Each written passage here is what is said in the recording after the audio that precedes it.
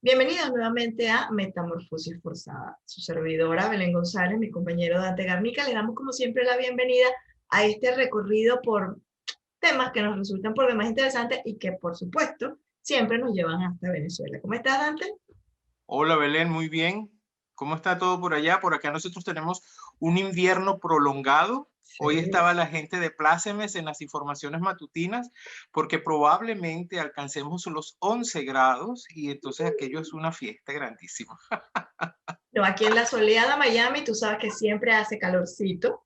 Entonces, Sí, al lo revés, sé. para nosotros son extraordinarios cuando en los noticieros de la mañana anuncian que la temperatura va a estar fresca. Aquí dicen fría, eso es en el orden de los 16, 17 grados centígrados. Realmente es casi congelado para Miami una temperatura como esa.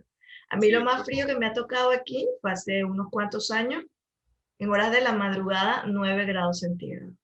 Ah, no, pero eso es caliente todavía. Bueno, pero para que tú veas las diferencias. Aquí lo que Sí, está en boga es el tema de las vacunas. Yo ya me puse mis 2 dosis de Pfizer. cuéntame. Sí, no, aquí ese proceso ha ido evolucionando. Primero, o sea, como todo el mundo sabe, primero fueron los adultos mayores, después se abrió a los adultos no tan mayores, y yo entré en esa categoría. Después, inmediatamente lo abrieron, al menos en mi estado, la Florida, para los mayores de 18 años. Y ya Pero fíjate, ya incluso de disculpa 16 años, sin adelante se disculpa puede la vacunar. interrupción, aquí es al contrario, ¿sabes? Aquí los mayores adultos van para la tercera fase. Tercera fase de vacunación, se van a poner 3 vacunas. Es decir, primero menores, jóvenes y menores. Oh, Segundo, entrarías tú en el mismo grupo, tú estarías en el segundo de adultos medianos. Y yo estoy en cola para la tercera fase, para después del verano. oh, no, aquí la verdad es que se han adelantado muchísimo. Yo tengo exactamente una proyección de cuántas vacunas hay, porque como en todos los países también hay, ¿sabes?, los grupos antivacunas. Y la Claro. gente que está temerosa, y está especialmente temerosa después de lo que pasó con Johnson y Johnson, no sé si supiste. Más o Lo menos de Johnson, con lo de AstraZeneca. AstraZeneca, más o Bueno, se menos. dieron unos casos similares de gente que tuvo accidentes cerebrovasculares aquí en Estados Unidos. Después de Ujú. colocarse la vacuna Johnson Johnson, se armó un gran lío, mucha gente dijo que no se iba a vacunar, la compañía incluso anunció que nos iban a enviar las dosis que estaban previstas a Europa. Entonces, eso también creó como un cierto clima de desconfianza de nuevo, pero ellos han hecho énfasis en el programa de vacunación para lograr lo que se llama inmunidad de rebaño. Y, Sí, y bueno, hasta el momento creo que ha resultado satisfactorio, ¿no? Yo veo sí. los avances. Sí, a mí con el tema de la inmunidad de rebaño, pues que aquí se viene tratando a mi juicio, de una manera muy sutil, porque lo introducen en los niveles más bajos de educación y con ese grupo es con el que se ha comenzado los procesos de vacunación precisamente, y eso me parece interesante, ¿no? El concepto se ha dejado colar en la red social, o sea, en la Mm. sociedad a través de los niveles más bajos educativos y con esta gente es con quien se ha comenzado el proceso de vacunación. Y el otro tema que me llama la atención es un poco, digamos, la bulla que se ha hecho con los casos de eh, asuntos contraproducentes en la vacuna, o sea, Ujú, ujú. casos de Efectos reacciones, colaterales. Ajá. porque es un número de verdad, desde el punto de vista estadístico, muy insignificante, no sé desde el punto de vista de salud general qué tan preocupante puede ser, pero por ejemplo que 400 personas hayan tenido una reacción alérgica o contraproducente en un universo de 5.000 personas, pues desde el punto de vista estadístico, entonces yo no sé si eso forma parte un poco de lo que es la guerra comercial que está por detrás del asunto de las vacunas, pues en fin, no soy especialista, pero Quizás, y solamente... no somos, quizás, pero hay algo que hay que considerar en ese sentido, y es que son vacunas que se hicieron en un proceso extremadamente acelerado. Claro, todas, Entonces todas, o eso sea, todas. también causa creo que desde la misma óptica científica, una cierta desconfianza de, a las primeras reacciones negativas tenemos que recular y reinvestigar qué es lo que está sucediendo porque todo el proceso ha sido demasiado acelerado. Eso también es una realidad, ¿no?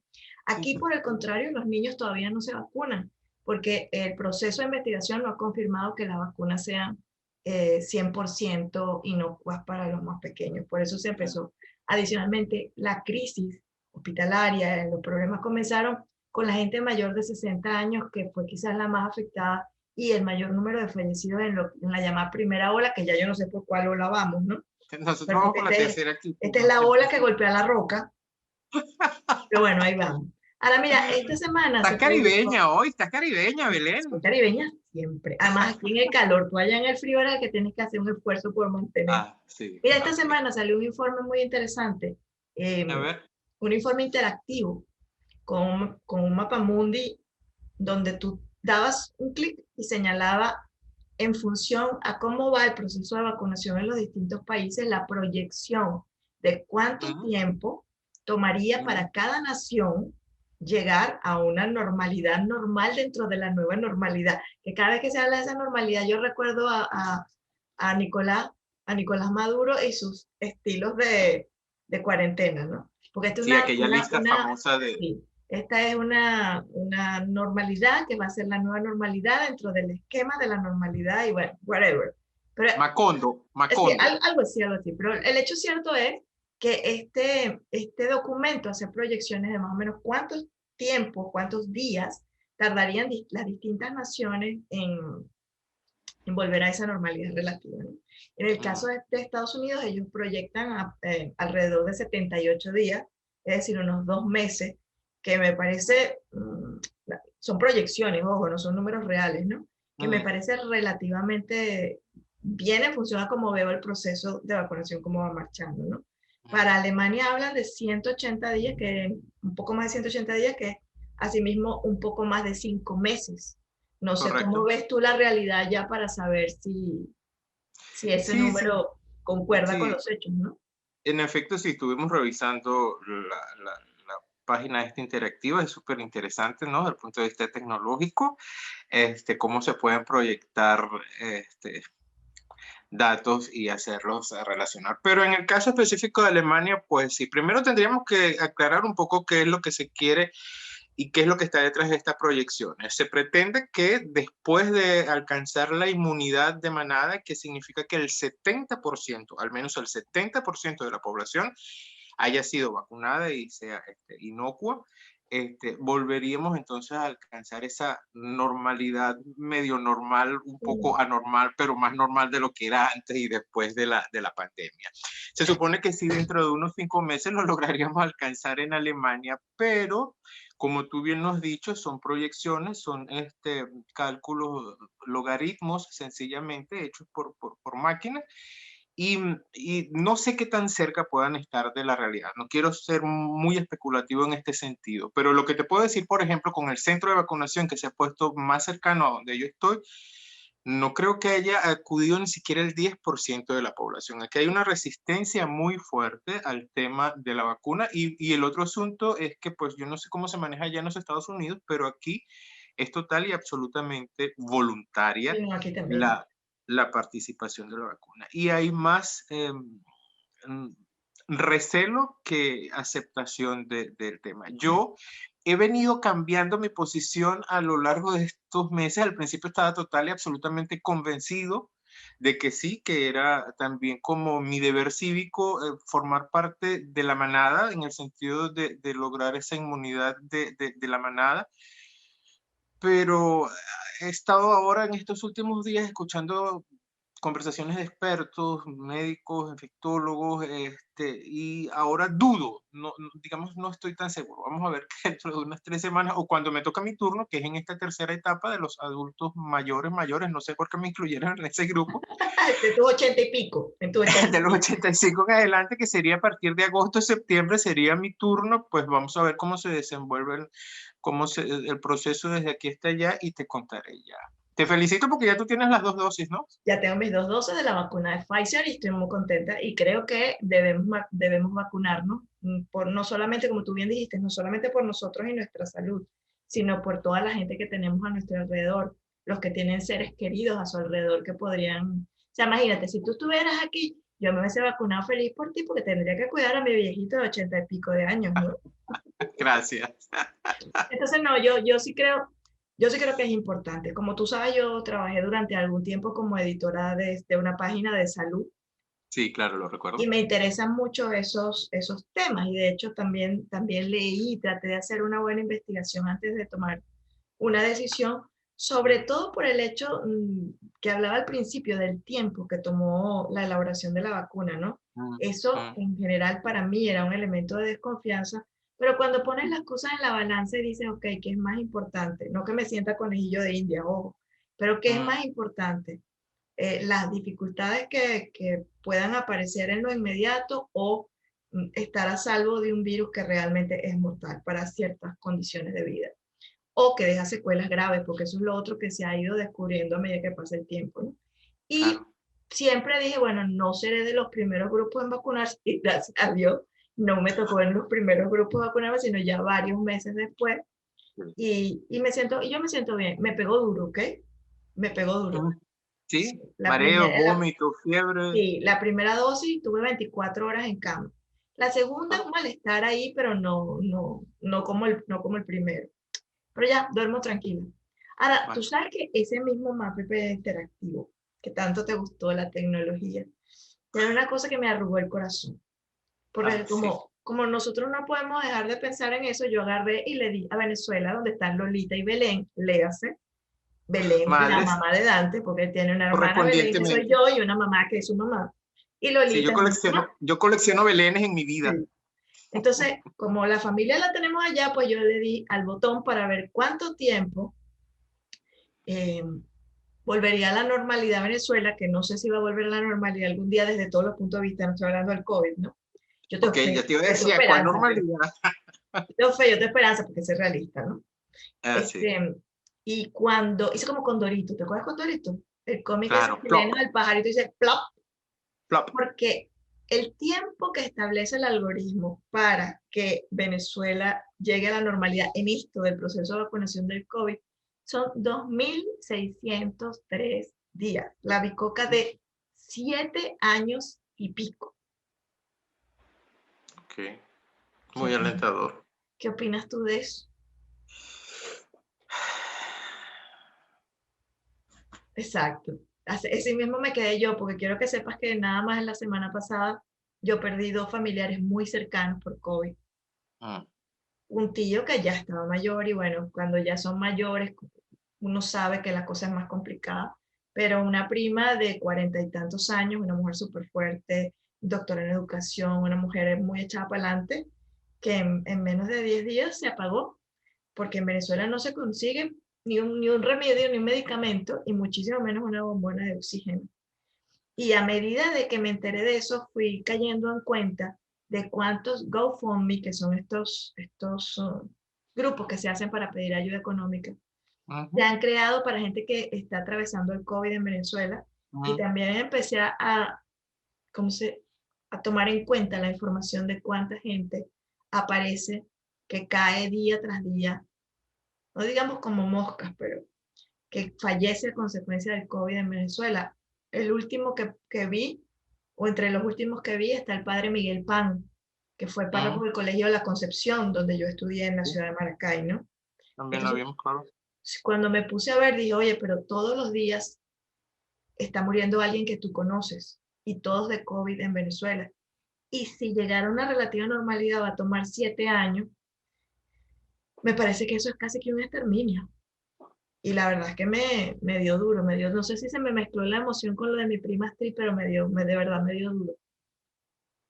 Sí, es, no creo que sea reiterativo el tema, pero sí es cada vez más doloroso exponer de manera, tratar de ser objetivo al exponer la situación de Venezuela. Porque si para tratar de alcanzar una normalidad en términos de salud y estas proyecciones nos indican que lo mínimo serían unos 7 años. Y todavía queda todo el tema social, político e institucional que va muchísimo más allá y que es mucho más profundo. Pues tú unes las dos líneas del desarrollo histórico venezolano y es realmente un, un abismo al cual no se le encuentra ningún tipo de respuesta acertada, lógica, sensata, y no podemos dejar la emocionalidad del lado. O sea, al analizar el tema venezolano, nosotros que estamos desde el exterior, no se nos puede pedir objetividad, que es un asunto, que es una discusión constante, ¿no? En el tema de la información, porque en el caso de venezolano o tomas partido o no tomas partido, y no tomar partido en el caso de venezolano significa, desde mi punto de vista muy personal, ser cómplice de todo lo que está sucediendo en Venezuela, no denunciar a cada instante de manera puntual. Pues, o sea, lo que está sucediendo en Venezuela sí es un exterminio sistemático de una población, se ha acabado con la identidad nacional. En estos días, por poner un ejemplo con este tema que resulta de pronto algo intangible, se entregaron unos premios ahí en la ciudad de Miami, si no me equivoco, y se hizo un performance, una cuestión, un montaje artístico que pudo resumir lo que fue la Venezuela esplendorosa de los años 70 y 80. ¿Qué sería eso, lo de José Luis Rodríguez? Sí, En los Latin porque, AMAs, los Latin eh, American Music Awards. exacto. Y el escenario estaba montado sobre todo el colorido del Aeropuerto Internacional de Maiquetía, y aquello fue un viaje emocional. Sí. O sea, lograron una cosa impresionante la gente que hizo ese trabajo. Pues esa identidad fue rescatada y está allí resumida en ese espectáculo, de lo cual no soy muy aficionado, pero de verdad que lo vi, me impactó. O sea, la memoria musical me llevó a aquella época de esplendor, de juventud, de libertad de Venezuela como ejemplo mundial de democracia. Pues esa identidad, todo eso se ha acabado. Entonces tú sumas eso con el tema del COVID, con el tema del desgaste institucional que existe en Venezuela, y Sí, ¿qué te puedo sí, decir? porque además lo que más duele es la desidia gubernamental. Un país que no está de acuerdo en comprar vacunas, que no está de acuerdo con esto, que no quiere esto, que no lo, y que no da información. Porque además lo que yo te estoy diciendo de que nos vamos enterando de quién se muere, de qué pasa, la guerra, es, es porque aparece en las redes sociales, no porque aparezca en los medios. Porque No, información oficial de nada de eso existe. Y tú, y creo que todos, o creo que muchos, o creo que la mayoría, realmente tomamos conciencia de la dimensión de lo que está pasando cuando el COVID toca la puerta de tu familia, que fue lo que me pasó. Porque tienes conocido, no sé qué, y hay gente que se enferma, no sé qué, pero logra superarlo. Pero cuando en una semana pierdes 2 personas queridas, te das cuenta, oye, esto es verdad que puede ser cualquiera, ¿no? Que puede ser cualquiera y es preocupante. así es. Por cierto, hablando de un gobierno que hace lo que le da la gana, literalmente, no sé si leíste por ahí también lo de Diosdado y el Nacional. En 2015 Diosdado demandó al Nacional. Y entonces el Tribunal Supremo de Justicia, que es una cosa, tú sabes que ellos son, mira, la mata de la perfección y el seguimiento de la legalidad y de las normas en Venezuela, es decir, que no sirven para un carajo, tomó una decisión al respecto. Y el Nacional le tiene que pagar no sé cuántos millones a Sorpréndeme, Diosdado, que le tiene el sorpréndeme. ojo puesto al Oh, Nacional para sorprende. cerrarlo y al edificio nuevo del Nacional. Yo recuerdo mucho el edificio viejo del Nacional en el Silencio. Mm. El Es el nuevo que no yo tuve. recuerdo, yo no sé cuál es el nuevo, la verdad. Yo no, eso te decía, yo no tuve la oportunidad de conocer el nuevo, de Yo visitarlo, o sea, sí, tampoco. sí sé dónde estaba, pero no de visitarlo. Pero, ¿qué más? ¿Qué más va a querer esa élite chavista que quiera apoderarse de todo, quiera apoderarse de infraestructuras, de negocios, del dinero, del oro, del petróleo? O sea, que van a ir a buscar las casas de Belén y de Lolita, me pregunto yo, ¿no? Porque es que lo quieren todo. Es una Absolutamente. ambición desmedida. Sí. Sí, yo a veces me pregunto cuál es la necesidad de montar tanto teatro. Y me refiero a lo siguiente, todos sabemos qué tipo de decisiones tomaría la Corte Suprema de Justicia si es que existe, o sea, el nombre de Corte Suprema de Justicia Sobre todo de justicia. para ese grupo de personas que está allí allegadas al chavismo, enquistadas como un cáncer social e institucional, no, para mí carece de sentido. Y carece de, o sea, trato de buscarme alguna explicación a la necesidad de montar el teatro, más que por el mismo hecho de continuar con el teatro, de continuar con la farsa. Porque, ¿qué sentido tiene pretender, bueno, ponerle la mano al bien material, al edificio? En el edificio. Y cerrar el Porque la medio y información, controlar el claro, medio definitivamente, ¿no? bueno, pero también, ¿qué flujo de información puede correr a través del Nacional, aun cuando sea lo más opuesto a la dictadura? Mm. En- Ahora, para quienes no conocen, el Nacional es, no sé, el homólogo aquí, aquí en Estados Unidos al New York Times o al Washington Post, no sé, allá en Alemania, o sea, uno de los periódicos, así como yo decía que El Siglo, el periódico de la ciudad nuestra, era como el Nacional de Aragua, Exacto. El Nacional y el Universal eran esos dos grandes periódicos significativos que se han venido a menos. Una debacle que comenzó reduciendo el número de cuerpos, ¿te acuerdas? Que eran tabloides de Claro, varios cuerpos, después se claro. convirtieron en un solo cuerpo, después fueron bajando el número de páginas, no porque no hubiese información, sino porque ese cerco que comenzó con el chavismo, por ejemplo, comenzó su manera más agresiva con el control del papel, ¿te acuerdas? Claro, las divisas se las otorgaban en función del número de publicidad que les permitiesen insertar dentro de los cuerpos, entonces eso fue reduciendo cada vez, por supuesto, pero y hasta llegar a lo que hemos llegado. Es que el desgaste no solamente es de los medios de comunicación, Belén, es lo que estamos hablando, o sea, Claro, es todo. 21 años de desgaste, 21 años de desgaste hasta el punto de que hasta la identidad se ha perdido. Pues hoy ¿qué identifica al venezolano hoy en día? Tristemente, Aparte de la sí. miseria, el hambre, la imposibilidad de acceder a la salud, la inexistencia de servicios públicos. O sea, ¿qué identifica al venezolano?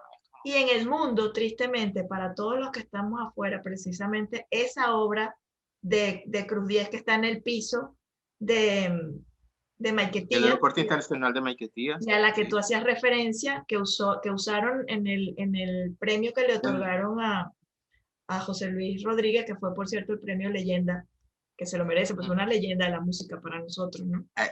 ese es otro tema, ¿no? Es impresionante. Yo quedé sorprendido de la presencia de ese señor, Y de a la paz después, voz. y de la voz, o sea, todavía conserva esa voz aterciopelada que lo ¿Sí? hizo ser identidad nacional en algún momento. A mí Todos solo nos me faltó identificamos. el pavo real para ser feliz.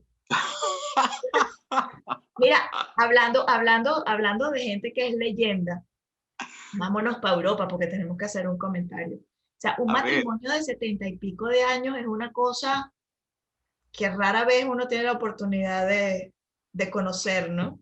claro, claro, te refieres al príncipe de Edimburgo, al príncipe Felipe de Edimburgo. Yo tuve oportunidad, yo recuerdo que mis abuelos celebraron sus bodas de oro o de plata, 50 años. 50 Ujú. plata, No, creo que 50 es oro. a los de oro, 50 años. Y bueno, sí, el príncipe de Edimburgo y la princesa Isabel II del Reino Unido celebraron 73 Epa, te años de estás matrimonio. equivocando, cariño, porque ella no es ninguna princesa, ella es la reina Isabel, Lilibet. Lilibet, disculpe, gracias por la corrección, la reina Isabel II. 73 años de matrimonio, se murió el príncipe consorte, 99 años, a pocos meses de cumplir 100 años. Sí. Pero tú sabes que detrás de toda esa historia, claro, está el tema, que si la monarquía, que de qué sirven los reyes, que esa es una institución desgastada, pero por ejemplo, Inglaterra, el nivel de vida del ciudadano no creo que sea tan desdeñable en comparación, por ejemplo, con lo que puede ser el nivel de vida de un latinoamericano, en donde tenemos en principio puras democracias que son los gobiernos ideales. Pero al margen de eso está la historia interesante del príncipe consorte, ¿no? Él, cuando se casó, dijo públicamente que era el único hombre en Inglaterra que no podría utilizar su apellido, sino que se vería obligado a utilizar el apellido de su esposa. Mm. Otro dato interesante, curioso, o sea, sobre esta historia es que siempre en público caminó 2 pasos detrás de ella. Sí. Bueno, es que ese Eh, protocolo real es una cosa rudísima, ¿no? claro, pero fíjate tú, ¿no? La contradicción de una, no me gusta la palabra, pero está muy de moda el término, de una narrativa, por ejemplo, progresista, que celebra y que de la igualdad y tal y que se. Entonces se supone que la corona, la monarquía es lo más rancio en términos de conducción social en el mundo, y sin embargo el hombre de esa monarquía, de una de las monarquías más largas en la historia, en los 1000 años que tiene de historia monárquica Inglaterra, el hombre se mantuvo 2 pasos durante 73 años de su vida detrás de su consorte por Gigante, respeto. pero también Entonces, ellos son de otra generación. O sea, si tú y yo nos consideramos ya mayores, o sea, ya tercera edad, ellos son como cuarta o quinta edad, los dos. Entonces claro, también, por más ajustes que hagan, la formación, la educación, el sentido del deber que tienen o que tuvieron ellos siempre como pareja, te aseguro que es totalmente distinto al que tienen, por ejemplo, el príncipe William y Kate Middleton, porque claro. es otra generación o crecieron en otras circunstancias, ¿no? Absolutamente, pero lo que te quiero decir es que a veces esos discursos progre, o no sencillamente progre, porque no quiero desviarlo hacia un lado, pero de que si, ¿qué sentido tienen las monarquías? O cuando se discute, por ejemplo, los valores de izquierda o de derecha.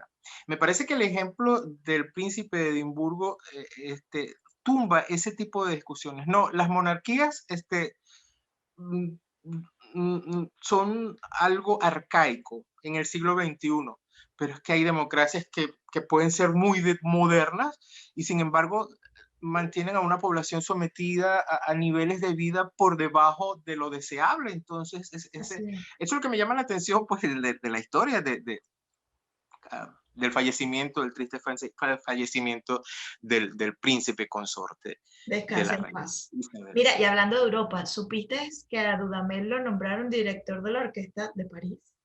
sí, señor. Gustavo Sí, señor. Dudamel es un director de orquesta que proviene del, ¿cómo se llama el programa? Se me olvidó. Programa de orquestas infantiles y juveniles de Venezuela, Creado por el maestro am, Abreu.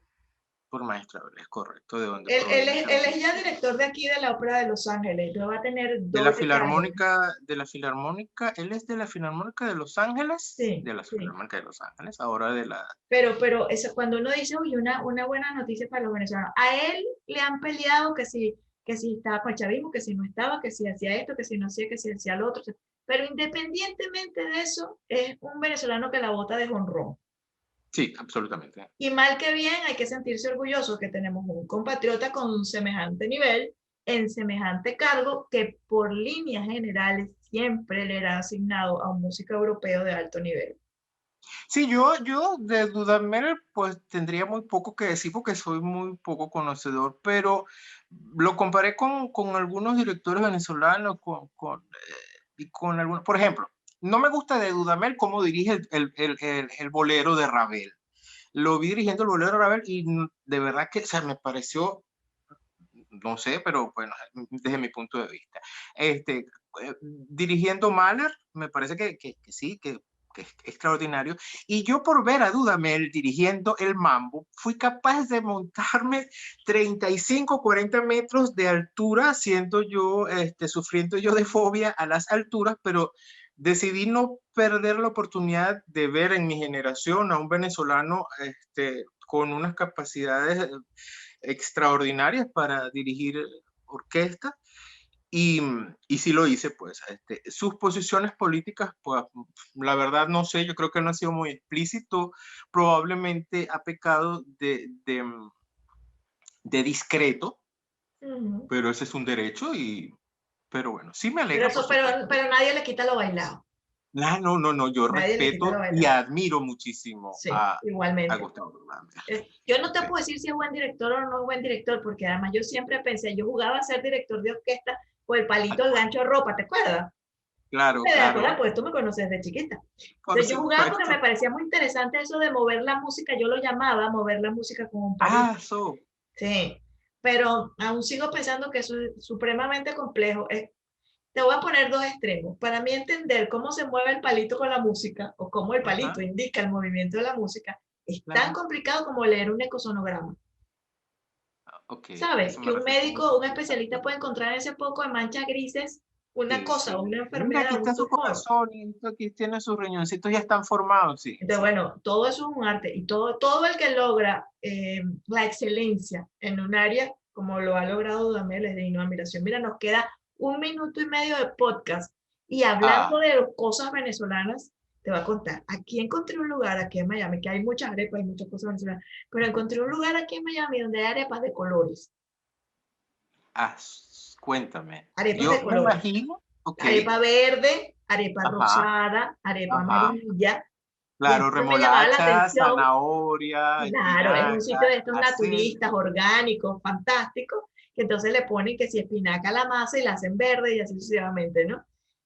Pero además de originales, son venezolanos obviamente, pero además de originales me pareció muy bonito, porque tienen un platico que se llama sampler aquí, que es como, no sé, uno de prueba, que es una Ujú, miniatura con ujú. arepitas de colores con los rellenos tradicionales, que si carne mechada, reina pepiada, la arepita verde de espinaca, no te puedo contar.